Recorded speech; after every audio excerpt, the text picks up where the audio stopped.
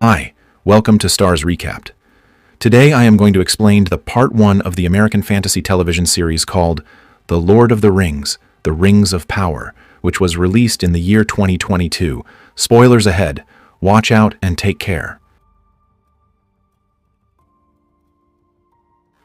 At the beginning of the series, we are told that when the evil Morag came to take away the light from our world and spread his darkness, the elves opposed him. All the elf armies left their old home of Vanir and descended upon the battlefield of Middle-earth. Here, he came to Middle-earth and fought Morag and his army of orcs. Everyone thought that this war would end soon, but it did not happen. Its wounds remained for centuries. Only corpses and destruction were left behind, and they witnessed many forms of death. But still, in the end, Morag was defeated. But by then, Morag's orcs had spread to every corner of Middle-earth, for evil had now taken root. The number of these orcs was increasing day by day. After Morag, the command of these evil orcs was now in the hands of Sauron, who was also Morag's disciple. Now he was the one to fulfill Morg's unfulfilled dream. When Galadriel's brother found out about this, he went to kill him, but Sauron killed him and made his mark on his body. Then Galadriel swore to complete his brother's unfinished work and set out to find Sauron with some of her soldiers. She searched for Sauron to the ends of the world, but found nothing. After so many years had passed, the other elves had also forgotten Sauron like a bad memory, as there had been no trace of him for years. So everyone thought Sauron was dead. But Galadriel knew that Sauron was alive and was preparing his forces to attack again. That is why she continues her journey. But after so many difficulties, even his companions had now begun to say, "No orc has been seen here for years. Maybe the others are right that Sauron is dead now. We must stop looking for him now." But Galadriel says, "We'll go ahead. Sauron must be increasing his strength every day." So she keeps moving forward. But because of the storm, her companions' courage started to break. Then they see that they have reached the place where the orc army is with Sauron. Once inside, they discover that this is the place where all the orcs gathered after their defeat. Galadriel soon finds a door there. When she breaks it open and goes inside, she discovers that the orcs have been using some sort of black magic to summon a dark force. And then, Galadriel finds the same mark of Sauron here that his brother had. This meant that Sauron was here. That's why Galadriel says, "Tomorrow morning we'll go further north." But her companion says, "Now we should return home. This mark is from years ago." Then there's a scene outside.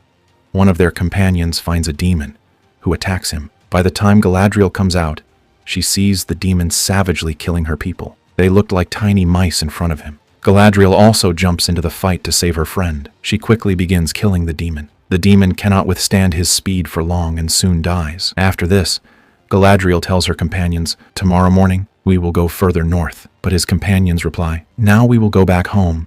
Enough is enough. If you want to go north, you have to go alone." Next, we look at a map of this world. Galadriel, with the help of his companions, returns from the north to Lindon. Lindon is the elf capital, where the higher elves live. Elves are stronger than humans and also have pointed ears. At the same time, Prince Elrond is told, "Your friend Galadriel has returned." Hearing this, he immediately goes to meet her. Galadriel tells her about the mark and says, "It means Sauron is alive. He is increasing his strength. I must meet your king and ask for a contingent of troops so that I can find him in time." Next, we see the Elf King honoring everyone upon their return. For his spirit and bravery, it is decided to send him by sea to the elves' old home, Valinor. His Majesty believes that the days of war are over, as Sauron is gone as well. That's why they don't listen to Galadriel at all. Later, alone, Elrond tries to reason with her. Finding the trail doesn't mean you've reached Sauron or that he's alive. Galadriel replies, "My brother lost his life looking for her. That's why now I will go and find him myself. My heart is telling me that he is preparing for a big attack. That is why he has not come forward till now, and you are all mistaken about his death." Meanwhile, away from Lindon, we see that humans live in the Southland. Humans are living their normal life. However, the Elf King has stationed elf soldiers here for years to keep an eye on the humans. In the last war, humans themselves fought on Morag's side. Now, with Morag's death, they can also join Sauron, as Sauron will now complete Morag's unfinished mission. But after so many years of monitoring, humans are now fed up with these elves. They hate elves. We see one of them, the elf Arondir, who falls in love with a human woman, Bronwyn. Bronwyn also has a son named Theo. When Arondir returns to his outpost, he is told, "Our Majesty has sent orders that the war is over. No one has seen the evil orcs and their master Sauron for years. Therefore, all elf troops are ordered to evacuate all outposts in the south and return to the elf capital, Lindon." Arondir is not happy with this news, as he will now have to leave Bronwyn behind. Bronwyn is at home with her son Theo. Then Arondir arrives to meet him for the last time. After he leaves, Bronwyn also becomes quite depressed. Just then, a man comes there with his cow and says, "A few days ago, it went to graze in the east. Since then, it is unwell." When Arondir looks at it, he discovers that the cow is spitting out a thick black liquid instead of milk. So, Arondir and Bronwyn decide to go to the place immediately. After they leave, his son Theo shows his friend a special sword and says, "I found this by accident," and we see that it bears the same mark of Sauron. Then, somewhere in the distance, we see Galadriel and his companions being sent from Lindon to Valinor, where the elf's old home is. Meanwhile, down south, Arondir and Bronwyn are close enough to where the cow thing is to figure it out. Then they see that the entire human settlement there has been destroyed. On the other side, in the ocean, we see a giant door of light opening for Valinor to pass through and return home. All of Galadriel's friends get ready to leave. But then Galadriel jumps into the water. As his ship sails in, the door of light closes. The king sees that the forces of darkness are now taking over his sacred tree. They spend night searching the destroyed village. Neither any human being nor any dead body is found there. When they enter a house, they see a tunnel dug there. Seeing this, Arondir tells Bronwyn, "I need to go down and find the other end of this tunnel. You go and warn everyone else." Soon, Arondir jumps into that tunnel. Elrond, a special elf, comes to Celebrim. "We elves are searching for a special power that will change the fate of Middle-earth," Celebrim tells Elrond. "Look, this will be a tower in which the world's most powerful furnace will be built. Its heat will be as hot as dragon's fire. The things built in this tower will change the fate of Middle-earth forever. But there is a problem with this. It will require so many workers to build it that it will be difficult to even count them. Your chef won't be able to provide laborers, but you can help us." Elrond says, "I understand. You need dwarfs, whose job is to dig mountains and build your cities. They are amazing engineers. If the elves and dwarfs join together, this tower can be built quickly. Once Prince of Dwarfs is a very special friend of mine." So both of them immediately start heading towards Dwarf's kingdom, which is situated in the mountains. But only Elrond is allowed inside. The dwarfs take him to their city, which is nestled deep in the mountains. The engineering and art here can surprise anyone, because the people know how to dig and carve stones very well. Soon Elrond's old friend Durin also comes to visit him, but he is very angry right now. Durin does not allow Elrond to stay at all, since Elrond had run away from him years earlier. Here, in the ocean, we see Galadriel, who has been floating in the ocean all this time. This sea is very vast, but then she finds some people on the broken pieces of the ship. They are humans, and upon seeing Galadriel, they immediately take her with them. 2 weeks ago, a sea monster attacked our ship, he explains, giving her some water. Then they see that the same sea monster appears from the front again. Soon, the monster attacks their fleet. This attack causes Galadriel to fall into the water. She sees that the demon is really huge. Just then, one of them, Halbrand, detaches his raft. But when the monster attacks again, it completely devastates the remaining fleet. Galadriel runs away to escape it and soon sees that the demon is gone. Then, Halbrand comes at her with his small raft and takes her up. He says, "My name is Halbrand." On this, Galadriel also tells her name. Here, in the kingdom of dwarfs, Durin tells Elrond, "A dog will bark at the moon, but he can't bring it down to earth. So get out of here." To this, Elrond says, "Well, will you follow me outside?" We see Durin coming to see him off outside. But meanwhile, both of them start talking. Durin says, "You must have come here for some purpose." Elrond replies, "No, I have come to see my friend." To this, Durin says, "Oh, so after 20 years you remember your friend?" Elrond says, "Forgive me, friend." Durin says, "Okay, I'm sorry, now get out of here." But Elrond says, "I have to apologize to your family too." Durin takes him to his wife Disa and says, "Apologize to her too and get out of here. There's no need to socialize too much." Just then, Durin's wife Disa arrives. She is delighted to meet Elrond and stops her for dinner. Durin can't do anything. Soon, over the course of the meal, the resentment between the two begins to fade away, and eventually they become friends again. Here, at sea, Halbrand and Galadriel are still stranded on a small raft in the middle of the ocean. Galadriel is furious because Halbrand left his comrades to die. Then Halbrand says, "I love my life, and you can't even imagine what I saw." The orcs brutally killed my companions right in front of me. Galadriel says, no one has seen the orcs for years. Halbrand says, yes, but they have started appearing again in the south, and their numbers are increasing day by day. Over in the south, Bronwyn rushes to her folks and tells them, we have to evacuate this place immediately. The neighboring village has been completely destroyed. They may attack elsewhere too, but humans do not believe Bronwyn. Here, at Bronwyn's house, her son Theo notices some movement under the house. Then, an orc spots him. Meanwhile, in the tunnels of the same village, Arondir is investigating. Then he finds orc markings.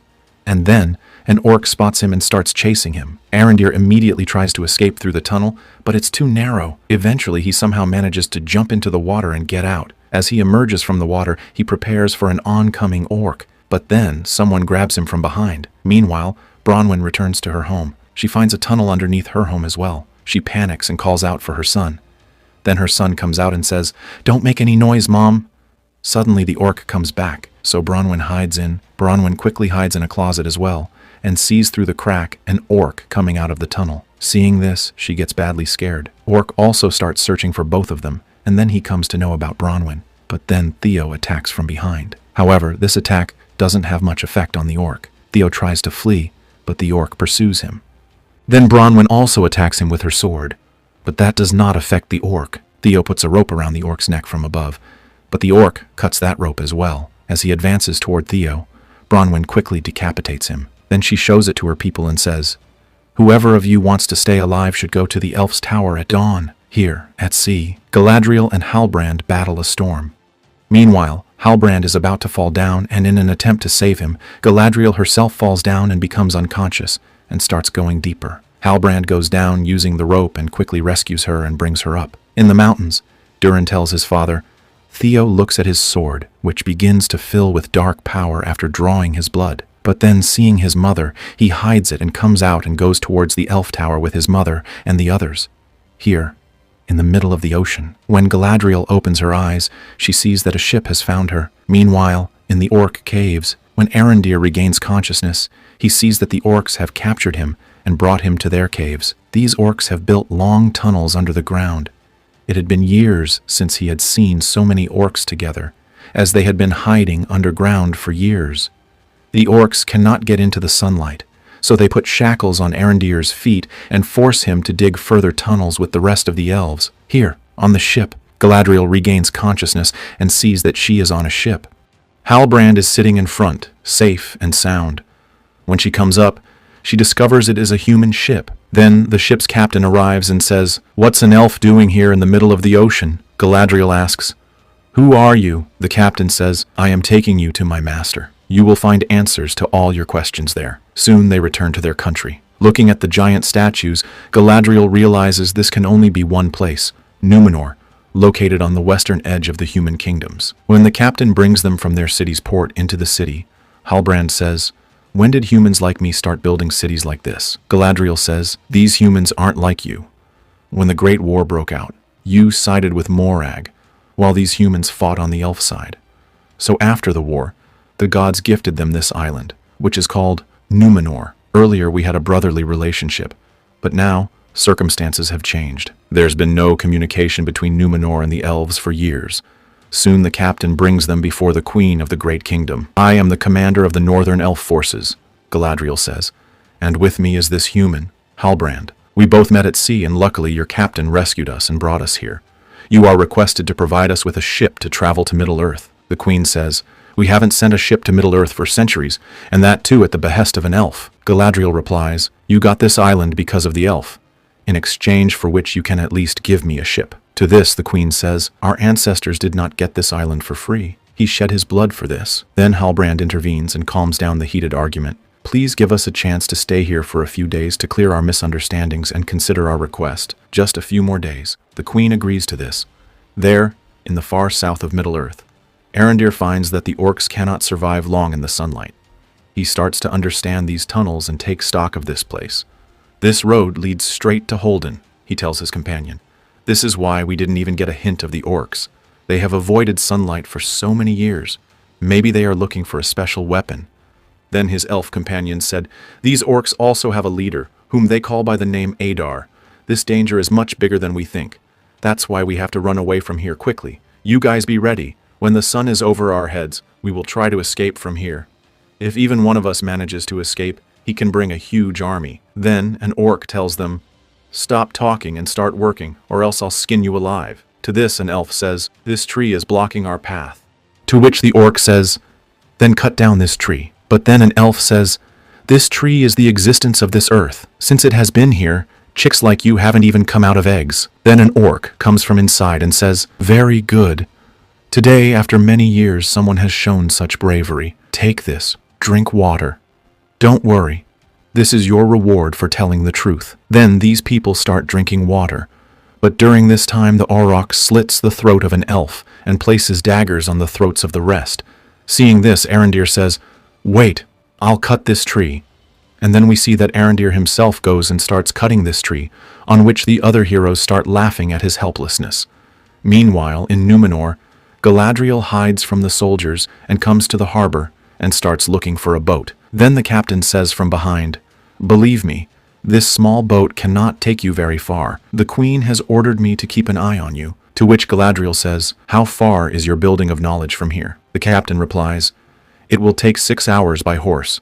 To this Galadriel says, "Take me there immediately." So both of them quickly ride on fast horses and leave for there. While back in the city, Halbrand finds that the people here don't like him, and they soon surround him and try to kill him. But the Halbrand starts killing them all. But then the soldier come and arrest them. Meanwhile, Galadriel soon arrives at their building of knowledge and begins investigating the same mark of Sauron. Soon she finds a mark in the books and realizes that it is not just a mark, but a map of the south of Middle-earth.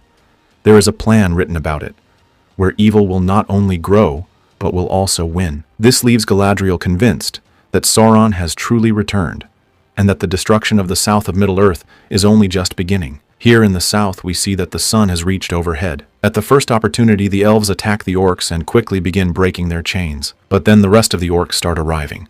As one elf tries to escape, he is killed. Then all the orcs from inside start pulling them in with chains because they cannot come out in the hot sunlight. Meanwhile, Arondir cuts down their tentacles, causing the aurochs to burn in the light. The elves begin cutting their chains. Then an orc says, "Release the wolf." Soon we see them release a ferocious wolf which comes out and ruthlessly tears the elves apart. But Arondir escapes his attack and gets trapped in the tree's roots. Arondir grabs him by the chains, but then more orcs arrive and drag him away. Arondir quickly kills them, but then the wolves surround his companions. Then Arondir kills the wolf. As he comes up on his own, the orcs kill his companions with arrows before they can escape and drag Arondir down as well. He says, "Take it to Adar." We then see the orc leader, Adar, coming out, and all the orcs bow down to him. This is where the first part of our video ends. Who is Adar? Will Galadriel be able to get there with his army in time? Or will they destroy the south of Middle-earth before that? And here, what is the purpose of the elf prince Elrond coming here? We will get the answers to all these questions in part 2. That's my explanation for the American TV series, The Rings of Power, Part 1. So guys, what do you think about the movie? Write in the comment. Subscribe for more videos like this, turn on the notification, and leave a like to help the channel out. Thank you for watching.